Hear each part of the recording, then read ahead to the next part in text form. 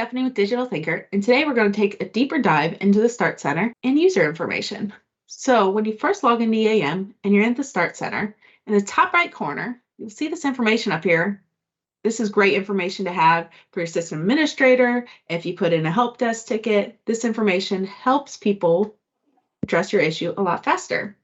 So right up here, you'll see tenant. And mine says demo because I'm in the demo environment, but typically yours will say prod or production based on what your company named it. That would be your live environment. Now the group, mine says R5 copy, which is one of the highest levels of EAM that you can have in the system.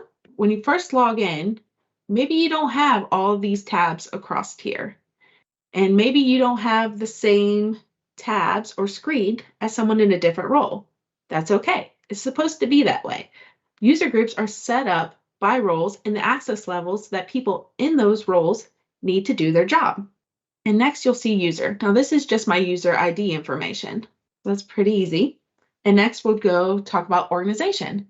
Now, if you don't have an organization up here or you have a star, that means a default organization has not been chosen for your user. You definitely want to reach out to your system administrator and get that fixed as soon as possible. You want to be able to see the information for your organization.